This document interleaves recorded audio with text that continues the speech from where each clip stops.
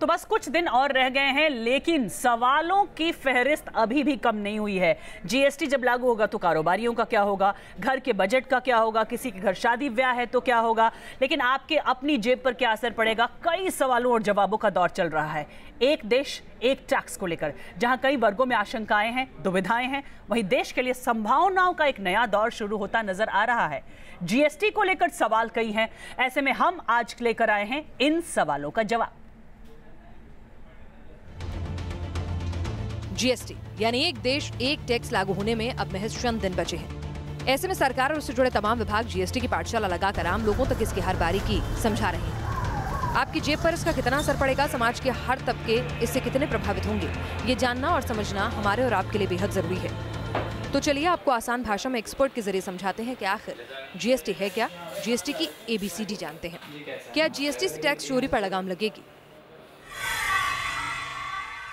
GST की व्यवस्था का एक बहुत महत्व का एक उसकी अंग ये है कि एवरी ट्रांजैक्शन अपने पीछे एक ऑडिट ट्रेल छोड़ के जाएगा। तो इसके कारण पूरी व्यापारी श्रृंखला में हर एक व्यक्ति टैक्स नेट के बाहर रहे कायम के लिए वो शक्य नहीं होगा। और एक भी ट्रेल हमें सरकार डिपार्टमेंट को मिल गई तो सारे प्रीफिक्स एफिक्स खुल जाते हैं। मैं हमेशा ये कहता हूँ, सरकार ने कृषि क्षेत्र को जीएसटी से तो बाहर रखा है, लेकिन जीएसटी का असर खाने पीने की चीजों पर कितना पड़ेगा, सवाल यही है कि क्या जीएसटी से खाने पीने की चीजें महंगी होंगी। खाने पीने की जो बाकी सारी चीज़ें हैं, क्योंकि food process, branded food products और बेवरेजेस, सॉफ्ट ड्रिंक वगैरह, उसके पर जो कर है वो कर का बोझ काफ़ी ऊंचा है। अब रेस्टोरेंट है तो रेस्टोरेंट में आज अगर कोई भी व्यक्ति आज जाएंगे तो रेस्टोरेंट के ऊपर आज अभी जो टैक्स वो देंगे वो टैक्स फूड और उसके हिसाब से जो 18% है या बेवरेजेस पे, सॉफ्ट ड्रिंक पे 28% है, उसके पर कॉम्पनसेशन सेस है। तो खाने पीने की ये सारी चीज़ें महंगी हो सकती है, खाने पीने पे काफ़ी उसके पर असर पड़ सकता है। हर आदमी का सपना होता है कि एक घर हो, तो क्या जीएसटी से आपका घर लेने का सपना आसान होगा या मुश्किल? सवाल यही है कि क्या जीएसटी से रियल एस्टेट सेक्टर को फायदा मिलेगा? रियल एस्टेट सेक्टर के लिए काफ़ी सारी चैलेंजेस जीएसटी के कारण खड़ी होगी। फ़ायदा ज़रूर मिलेगा क्योंकि आज अभी वो अपने कंस्ट्रक्शन मटेरियल पे क्रेडिट ले पाएंगे, परंतु वो क्रेडिट का उनका जो फ़ायदा मिल रहा है वो फ़ायदा शायद रूरल में, टाउन एरिया में जहाँ पे अभी मकान के भाव ज़्यादा नहीं है, करीब 3000-4000 स्क्वायर फीट के भाव वाले जो मकान है उसमें ज़रूर भाव में गिरावट होने की संभावना है। और अगर बिल्डर वो अपनी क्रेडिट का फ़ायदा उन लोगों को लाभ अगर पास ऑन कर सके, और शायद बिल्डर वो लाभ पास ऑन करने के लिए मजबूर भी हो जाएंगे, परंतु जो उससे बड़ी महंगा कीमत के जो फ्लैट है, जो लग्जरियस फ्लैट है, उसकी कीमत ज़रूर बढ़ जाएगी। आम लोगों के मन में ये सवाल भी है कि क्या जीएसटी के बाद कारें महंगी हो जाएंगी? जो बड़ी गाड़ियां है, एसयूवी वगैरह की जो गाड़ियां है, आप देखा जाए तो आप 28% उसके ऊपर जीएसटी का रेट है और 15% कॉम्पनसेशन सेस है। बहुत सारी गाड़ियों पे 12% कॉम्पनसेशन सेस है मान लो, तो 40 और 43%। आज जो जीएसटी का, आज जो टैक्स का बर्डन है इनडायरेक्ट टैक्स का टोटल गाड़ियों पे, वो करीब 46% होने जा रहा है। तो ये संभव है कि गाड़ियाँ, बड़ी गाड़ियाँ, लग्जरी गाड़ियाँ शायद उसकी कीमत में थोड़ी कटौती हो सकती है, बट जो हाइब्रिड कार, जो छोटी कार है, वो शायद महंगी हो सकती है। जीएसटी के दायरे में स्वास्थ्य सेवाएं नहीं है, लेकिन क्या इससे हेल्थ सेक्टर को फायदा होगा या नुकसान, ये भी सवाल हमने टैक्स एक्सपर्ट शैलेश सेठ से पूछा। जीएसटी के बाद स्वास्थ्य सेवा पर क्या असर पड़ेगा? स्वास्थ्य क्षेत्र को जीएसटी के में से कर मुक्ति दी गई है। जो हॉस्पिटल उसकी क्रेडिट ले नहीं पाएंगे, और वो जो क्रेडिट अगर ले नहीं पाएंगे तो वो उनकी कोस्ट का हिस्सा बन जाएगा, और वो कोस्ट का हिस्सा वो अपने पेशेंट को उसको पास ऑन करने में वो बोझ वहाँ पे बात करो वो उसके लिए मजबूर हो जाएंगे।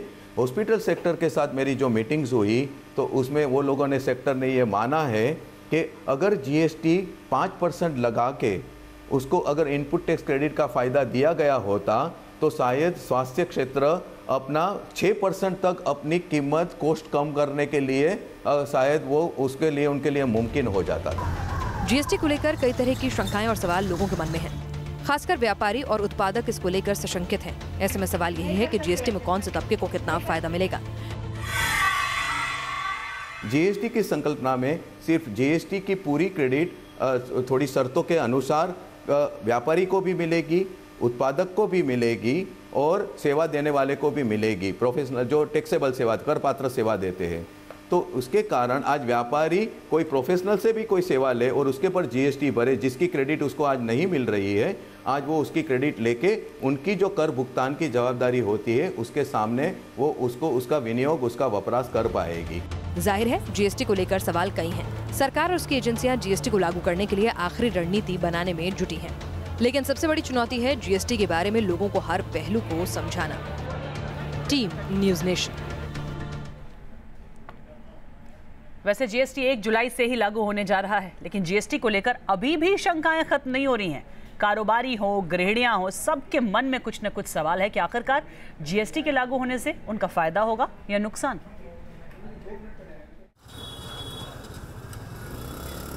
जैसे जैसे जीएसटी लागू होने का वक्त नजदीक आ रहा है, वैसे वैसे ये सवाल भी तेज हो रहा है कि आखिर जीएसटी से किसको कितना फायदा होगा और किसको नुकसान होगा। आपके घर के बजट पर इसका क्या असर पड़ेगा, कारोबारी के कारोबार पर इसका कैसा असर होगा। आपको दिखाते हैं वो 10 सवाल और उनके जवाब जो सीधे सीधे जीएसटी से जुड़े हुए हैं। जीएसटी पर सवाल नंबर 1। एक कर योग्य व्यक्ति का कारोबार कई राज्यों में है। सभी राज्यों में सप्लाई 10 लाख रुपए से नीचे है और वो कोई इंटरस्टेट सप्लाई करता है। क्या वो पंजीकरण का हकदार है? जवाब, वो पंजीकरण के लिए उत्तरदायी है अगर कुछ कारोबार 20 लाख रुपए से अधिक हैं या कोई इंटरस्टेट सप्लाई करता है। जीएसटी पर सवाल नंबर 2। क्या देसी शराब के व्यापार को वैट से जीएसटी में ट्रांसफर होने की जरूरत है, क्योंकि शराब जीएसटी कानून से बाहर है। अगर किसी शख्स की 100% सप्लाई पर जीएसटी लागू नहीं है तो उसे रजिस्ट्रेशन की जरूरत नहीं है। जीएसटी पर सवाल नंबर 3। अगर एक ही राज्य में 2 SEZ इकाइयां हैं तो क्या 2 रजिस्ट्रेशन कराना जरूरी है? जवाब, एक राज्य में एक ही पैन के तहत सेज इकाइयों को एक पंजीकरण की आवश्यकता होती है। जीएसटी पर सवाल नंबर 4। एक वकील जो रिवर्स चार्ज के तहत इंटरस्टेट सप्लाई करता है, क्या वो पंजीकरण के लिए उत्तरदायी है? जवाब, ऐसे सप्लायर्स को पंजीकरण की छूट दी गई है जो सिर्फ वो सप्लाई कर रहे हैं जिन पर प्राप्तकर्ता RCM के तहत जीएसटी निर्वहन के लिए उत्तरदायी है। जीएसटी पर सवाल नंबर 5। दूसरे राज्य में पंजीकरण की जरूरत कब होती है? क्या नासिक से दूसरे राज्य में सेवा देने पर दूसरे राज्य में पंजीकरण की आवश्यकता होगी? जवाब, अगर सेवाएं नासिक से प्रदान की जा रही हैं तो सिर्फ महाराष्ट्र में पंजीकरण कराना होगा और अंतरराज्यीय सप्लाई पर IGST के लिए उत्तरदायी होगा। जीएसटी पर सवाल नंबर 6। क्या 20 लाख रुपए के किराए की आय पर जीएसटी लगेगा या कोई और शुल्क लगता है? जवाब, जीएसटी सिर्फ 20 लाख रुपए से अधिक की आय राशि के कुल कारोबार पर लागू होता है। जीएसटी पर सवाल नंबर 7। अगर कोई सिर्फ 0% जीएसटी आइटम अनाज दाल में ट्रेड करता है तो क्या जीएसटी के लिए पंजीकृत होना जरूरी है अगर टर्नओवर 20 लाख रुपए से ज्यादा है तो? जवाब, 100% छूट वाली सप्लाई करने वाला शख्स पंजीकरण के लिए उत्तरदायी नहीं है। जीएसटी पर सवाल नंबर 8।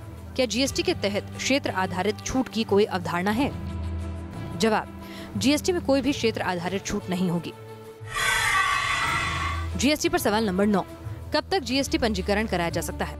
जवाब, अपंजीकृत व्यक्ति को अपने पंजीकरण दायित्व की तारीख से 30 दिनों के भीतर पंजीकरण औपचारिकताओं को पूरा करना होगा। जीएसटी पर सवाल नंबर 10। अगर कोई मौजूदा करदाता नहीं है और जीएसटी के तहत नए पंजीकरण कराना चाहता है तो ऐसा कब तक कर सकता है? जवाब, 25 जून 2017 से जीएसटी पोर्टल gst.gov.in पर नए पंजीकरण के लिए आप आवेदन कर सकते हैं। सरकार के सामने जीएसटी को सफलतापूर्वक लागू करने की चुनौती है, क्योंकि जीएसटी से जुड़े ऐसे तमाम सवाल हैं जिनका सही जवाब आम लोगों और आम कारोबारियों तक पहुंचाना बेहद जरूरी है ताकि सभी शंकाएं दूर हो सकें। Team news nation. वैसे 1 जुलाई आने में बहुत देर नहीं है, इसलिए इसे लागू करने में कोई दिक्कत ना हो, वित्त मंत्रालय ने इसका जिम्मेदारी उठाई है और एक वॉर रूम बना दिया है। अब ये वॉर रूम जीएसटी को लेकर केंद्र और राज्य सरकार के अधिकारियों की आशंकाओं और जानकारियों के लिए बनाया गया है, जो सुबह 8 बजे से लेकर रात को 10 बजे तक काम करेगा। वॉर रूम में कई टेलीफोन लाइन्स होंगी, कंप्यूटर सिस्टम लगे होंगे जिसके जरिए आपके सवालों का जवाब दिया जाएगा।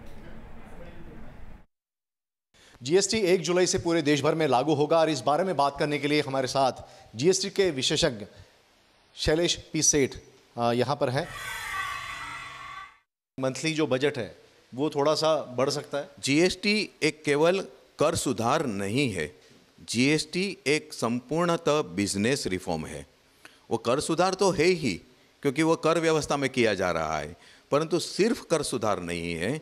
जीएसटी के कारण उत्पादन क्षेत्र, कृषि क्षेत्र, व्यापारी क्षेत्र, डिस्ट्रीब्यूटिव ट्रेड और इवन सेवा क्षेत्र और अंतिम ग्राहक भी जो है वो शायद वो नौकरी करता हुआ आदमी है, एक नौकरियात वर्ग है, एक जो कंज्यूमर है, वो कोई भी जीएसटी के असर से मुक्त नहीं रह पाएंगे। जीएसटी में एक सबसे बड़ी प्रॉब्लम ये आती है, जो कंज्यूमर गुड्स है, जो अंतिम ग्राहक की वपराश की चीज़ है, वो चीज़ पे ये देखा गया है विश्व में भी कि ग्राहक को टैक्स नहीं देना है, क्योंकि ग्राहक ये सोच रहा है कि ये तो मेरे खुद के वपराश के लिए ले रहा हूँ।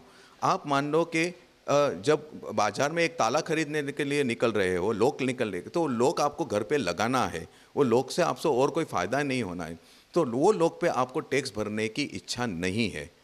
अब वो जीएसटी एक पारदर्शक टैक्स व्यवस्था है और इनवॉइस में वो टैक्स दिखने वाला है। तो आज 500 रुपये का ताला अगर कोई ग्राहक खरीद रहा है तो उनको ये पड़ी नहीं है कि वो 500 रुपये में कितने सारे टैक्स समाविष्ट है, उनको पता भी नहीं है, उनको वो पता करना भी नहीं है। 500 रुपये में अगर उनको वो ताला अच्छा लगता है वो ले लेता है। अब यही ताला अगर 400 रुपये में दुकानदार उनको दे रहा है और उसके पर 12% या 18%, 48 रुपीज़ या 72 रुपीज़ लगा के उसको 500 रुपये से कम दाम में भी ले रहा है, तो भी ग्राहक शायद उसको खरीदने के लिए ना कहेगा कि मैं 400 रुपये का ताला खरीद रहा हूँ, उसके पर मैं 50 या 70 रुपया थोड़ी टैक्स दूंगा। आज ये भी हो सकता है कि दिल्ली का व्यापारी 60 फीट ट्रेलर लेके उसमें अपना माल अंदर डंप करके कन्याकुमारी तक वो ट्रेलर लेके चला जाए और माल बेचता जाए, उसको कुछ भी कोई भी चीज़ की चिंता करने की ज़रूरत नहीं है। और चुंगी नाका, रोड चेक नाका वगैरह ख़त्म होने के कारण लॉजिस्टिक और ट्रांसपोर्टेशन की कॉस्ट में काफ़ी सारी गिरावट होने की संभावना है, बहुत बड़ी गिरावट होने की संभावना है। धन्यवाद सेठ साहब न्यूज़ नेशन से बात करने के लिए। तो शैलेश सेठ थे जो आज जीएसटी के बारे में वो बता रहे थे और उन्होंने जीएसटी की जो अच्छी बातें और बुरी बातें दोनों हमारे सामने रखी। वीडियो जर्नलिस्ट ओम प्रकाश केवत के साथ सुभाष शिर्के, न्यूज़ नेशन, मुंबई। वैसे बहुत सारे कारोबारियों को फायदा होने वाला है, टैक्स एक्सपर्ट ये कह रहे हैं जीएसटी लागू होने के बाद, लेकिन जो लोग हाई सोसाइटीज़ में रहते हैं उनकी जेब पर जीएसटी थोड़ा भारी पड़ने वाला है, क्योंकि सोसाइटीज़ का मेंटेनेंस कॉस्ट इससे बढ़ने वाला है और इससे जो बड़ी बड़ी सोसाइटीज़ में लोग रहते हैं उनको थोड़ा ज़्यादा मेंटेनेंस देना पड़ेगा। क्या जीएसटी लागू होने से आपके घर खरीदने का सपना साकार होगा या फिर सपने पर ग्रहण लग जाएगा? जानकारों की माने तो सरकार जीएसटी के जरिए एक तरफ बिल्डर को राहत देने जा रही है, तो वहीं हाउसिंग सोसाइटी में रहने वाले लोगों की जेब अब थोड़ी और ढीली होने वाली है। पहले जो होम बायर्स के लिए वैट लगता था करीब 4%, वो अब ये बढ़ के हो गया 12%। तो उसमें होम बायर्स को ये महंगा पड़ेगा, लेकिन हमें उम्मीद करते हैं कि जो ये यहाँ पे महंगाई उनको पड़ रहा है तो उसमें घर की कंस्ट्रक्शन कॉस्ट कम हो जाएगी, तो वहाँ पे उसमें फ़ायदा मिल इधर का उधर चला गया। बिल्कुल। 1 जुलाई से लागू होने वाले गुड्स एंड सर्विसेज टैक्स के दायरे में हाउसिंग सोसाइटी और RWA भी आएंगे, जिससे घरों में रहने वाले लोगों पर अतिरिक्त बोझ पड़ने की आशंका है। अगर आप ऐसी हाउसिंग सोसाइटी में रहते हैं जहां आपको एक महीने में 5,000 रुपये से ज़्यादा मेंटेनेंस चार्ज देना पड़ता है, तब आपको 18% जीएसटी देने के लिए तैयार रहना चाहिए। कुल मिलाकर के कंस्ट्रक्शन कॉस्ट का फायदा मिल सकता है। अगर बिल्डर कम कीमत में घर बना के आपको देगा तो उससे कॉस्ट भी कम होगी, लेकिन जो सर्विसेज है वो महंगी हो गई, इसलिए मकान खरीदना वो भी थोड़ा सा महंगा होगा अगर कंस्ट्रक्शन कॉस्ट की कमी का फायदा बिल्डर आपको नहीं देता है। दूसरी तरफ आपको जो सर्विसेज अवेल करनी होती हैं एक हाउसिंग सोसाइटी में, वो 15% से 18% हो जाएंगी, यानी रहना भी अब आपके लिए थोड़ा महंगा हो जाएगा। 15% लगता है, अब नए कानून में सब मर्ज होकर 18% हो जाएगा। तो हाउसिंग सोसाइटी जब आपको बिल भेजेगी अपने सर्विसेज का, तो वो 18% लगा के सर्विस टैक्स का और जीएसटी लगा के भेजेगी। सरकार का दावा है कि जीएसटी लागू होने से रियलिटी सेक्टर पर टैक्स का बोझ कम होगा, जिसका फायदा होम बायर्स को मिलेगा। लेकिन डेवलपर्स मानते हैं कि जीएसटी लागू होने से टैक्स का बोझ कम नहीं बल्कि बढ़ेगा, जिसकी भरपाई होम बायर्स से की जाएगी। ऐसे में जीएसटी से आम बायर्स को कितना फायदा या कितना नुकसान होगा, इस सवाल पर अब भी असमंजस की स्थिति बनी हुई है। दिल्ली से सैयद आमिर हुसैन के साथ टीम न्यूज़ नेशन। वैसे जीएसटी जब लागू होगा तो टैक्स प्रणाली किस तरह से बदल जाएगी, हालात किस तरह से बदल जाएंगे, कारोबारियों को इसकी बड़ी चिंता है। हमारे संवाददाता सैयद आमिर हुसैन ने जीएसटी को लेकर एक कारोबारी से ही चर्चा की और उनके सवाल समझे। हम ऐसे ही एक इलेक्ट्रॉनिक शॉप पे हैं और समझने की कोशिश करेंगे कि अभी जो टैक्स लगते हैं इन इलेक्ट्रॉनिक गुड्स पे और जीएसटी लगने के बाद क्या वो महंगे हो जाएंगे। और तमाम कंपनियां लगातार डिस्काउंट्स दे रही हैं ताकि वो पुराना माल बेच करके नए प्रोडक्ट की नए तरीके से सेल कर सकें। हमारे साथ में सर हैं जो कि एक ऐसी ही शॉप में हैं जहां पर इलेक्ट्रॉनिक्स गुड्स मैन्युफैक्चरिंग के बाद यहाँ पे आते हैं और यहाँ से बेचे जाते हैं। आप ये बताइए सर कि किस तरह से जीएसटी लागू होने के बाद क्या बदलाव आप देख रहे हैं? जीएसटी बदलाव होने के बाद हर स्टेट में एक तो टैक्स का जो होगा वो सब एक लेवल पे आ जाएगा। 28% वाले इलेक्ट्रॉनिक्स गुड्स में हमारा 28% का जो स्लैब आ रहा है, तो उसके बाद ये है कि मैक्सिमम कस्टमर्स को डिस्काउंट्स और जो प्राइस का होगा वो क्लियरिटी अभी तो नहीं आ रही है, लेकिन वो क्लियर हो जाएगी पिक्चर सारी जुलाई के बाद से। मतलब जो अभी इलेक्ट्रॉनिक्स पे टैक्स लगता है वो 23% है और उसके बाद 28% हो जाएगा, यानी ओवरऑल। लेकिन प्रोडक्ट बाई प्रोडक्ट अलग अलग टैक्स लगते हैं, अलग अलग उसका सिस्टम है। तो सबसे पहले हम बात करेंगे एलईडी टीवी की बात करते हैं। एलईडी टीवी में सर क्या है, क्या अभी टैक्स कितना लगता है और जीएसटी आने के बाद क्या ये महंगी हो जाएगी? जीएसटी आने के बाद 2-4-5% का फर्क तो पड़ेगा, वो क्लियर हो जाएगी पिक्चर अभी 1 जुलाई के बाद। हाँ जी, अभी कितने थोड़ा सा फर्क पड़ेगा, ज़्यादा फर्क पड़ने वाला नहीं है, बाकी पिक्चर तो क्लियर उसके बाद ही रहेगी सर। अच्छा, अभी क्या है टैक्स रेट? अभी तो 12.5% वेट है, एक्साइज वगैरह लगा के टोटल 22-23% करीब टोटल पड़ता है ये। लेकिन मोबाइल में क्या है सर, थोड़ा मोबाइल की तरफ हम चलते हैं। और मोबाइल की मार्केट क्योंकि एक बहुत बड़ी मार्केट है, इसको समझना भी ज़रूरी है कि एक मोबाइल को खरीदने के लिए 10,000 रुपये का जो मोबाइल है उसके ऊपर कितना कॉस्ट बढ़ेगी और जो 20,000 का मोबाइल है उस पर कितनी कॉस्ट बढ़ेगी। अभी मोबाइल पर क्या रेट चल रहा है? अभी मोबाइल में 10,000 रुपये तक, 10,000 से ऊपर का जो मोबाइल है उस पर 12.5% वैट लगता है। अब जो फ्लैट बढ़ के ये 22-23 से टोटल मिला के 28% की उसमें ही आ जाएगा लेवल पे। ये भी तो काफ़ी महंगा हो जाएगा? नहीं, महंगा तो वही तो मैक्सिमम 4-5% ही रहेगा, उससे ज़्यादा डिफरेंस मुझे नहीं लगता कि इससे ज़्यादा आएगा कोई। अच्छा, 10,000 का जो मोबाइल है उस पर क्या रेट कम है? अभी 5% है मेरे ख्याल से। बिलो 10,000 पे 5% था, लेकिन अब जो उस पर लेवल को थोड़ा चेंज आ जाएगा उसमें। जिस तरह मोबाइल्स में है, लैपटॉप में, प्रिंटर पे 5% आ जाएगा, जो पहले के उस पर 8% के आसपास था वो। तो उससे आपको क्या लगता है वेरिएशन हो गए? अलग अलग इलेक्ट्रॉनिक्स पे अलग अलग वेरिएशन?